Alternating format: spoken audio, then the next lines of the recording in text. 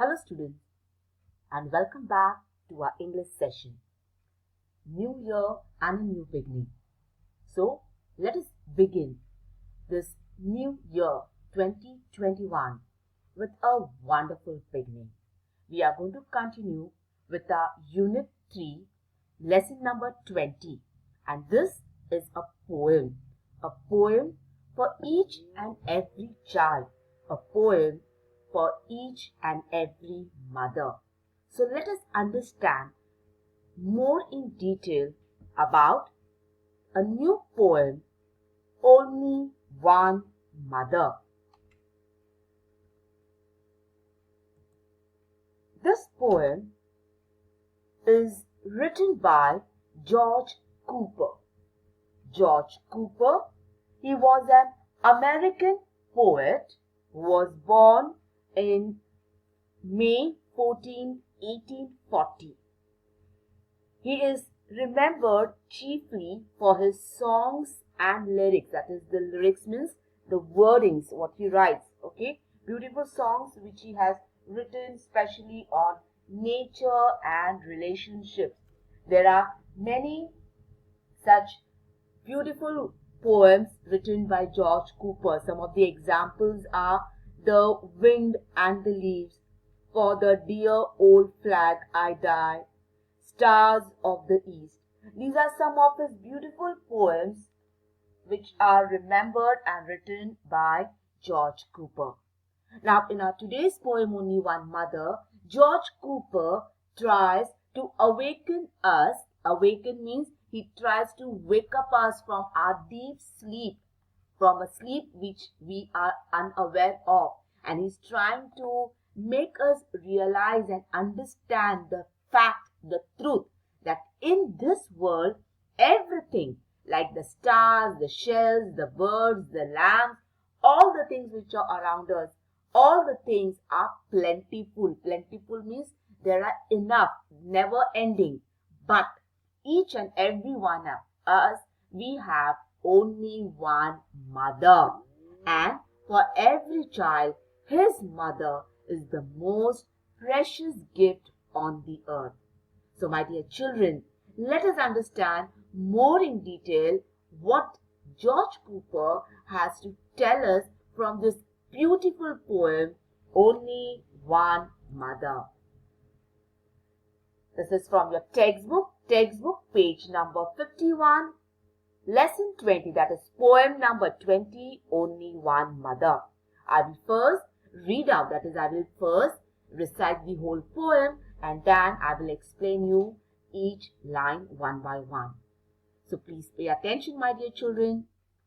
Hundreds of stars in the pretty sky, hundreds of shells on the shore together, hundreds of birds that go singing by, hundreds of lambs in the sunny weather, hundreds of dewdrops to greet the dawn, hundreds of bees in the purple clover, hundreds of butterflies on the lawn, but only one mother the wide world over. Written by George Cooper. So the poet George Cooper beautifully has explained, or I can say presented, that in this beautiful world which the God Almighty has created, there are all things which are plentiful, but mother's love, and mother is only one. So let us understand more in detail each line one by one. The first line of the poem, hundreds of stars in the pretty sky, as you can see on your screen. Countless stars, uncountable. You cannot count the stars in the sky. And as you cannot count the stars in the sky, similarly, you cannot count your mother's love. So there are hundreds of stars in the pretty sky. When you see the sky, when it is dark sky, you can see the shining bright, twinkling little stars. So there are hundreds of stars in the pretty sky. Hundreds of shells on the shore together. Beautiful shell, which we call shank, jisko kehte hain, right? We call them shells. The shells are a protective covering. Just like an egg has a shell around it, it's a protective covering. And these shells which you can see on your screen these are the shells which are found on the shore. Shore means seashore, on the beaches, on the seashore. So there are hundreds of shells on the shore together. Now what is the poet trying to tell here? The poet is trying to tell, just like this beautiful shell, the mother is also a shell. She is a protective covering for her child. So there are hundreds of shells on the shore, on the beaches, okay, on the seashore. What does the next line tells us? Hundreds of birds that go singing by. Yes, either in the morning or in the evening, you can see the chirping and you can hear the chirping sounds of the bird. Beautiful chirping sounds of the bird. Similarly, our mother also, she must have sing many a time lullabies. Lullabies means beautiful. While we are sleeping, lori jisko kehte hain? Yes. She must have sing nice lullabies. She must have sung many poems and many songs for us. So just like the beautiful birds which go singing by, mother's love is also sweet and it gives soothing sound to our ears. What does the next line say? Hundreds of lambs in the sunny weather. Lambs. Lambs. Here, as you can see in the picture, lambs means a child of a goat. That is a baby sheep or a baby goat. You can call it a lamb.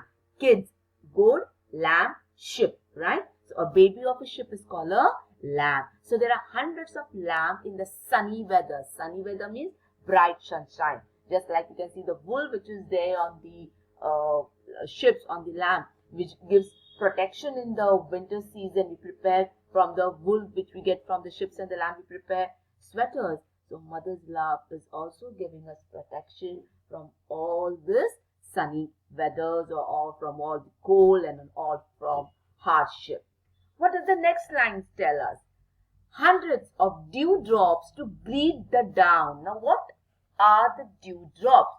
Now as you can see in the picture, my dear children, in the early morning, okay, the moisture means in the early during the winter season or even sometimes just before the rainy season, you can see in the air there is a lot of moisture, wetness is there, and this wetness, this moisture, it settles on the leaves or on the plants in the form of water drops which are known as dewdrops. And as this happens before the sun rises, that is in the early morning, in the dawn. Dawn means early morning before the sunrise. That period is called as the dawn. So when it happens, those crystal-like, diamond-like things which you can see on the leaves and on the grass, on the tip of the leaves, are called as dewdrops. So there are hundreds of dewdrops to greet the dawn. To greet the dawn means to come, to kiss the dawn, early morning, to kiss the ground, to kiss the early morning and tell welcome. Let's begin with a new day.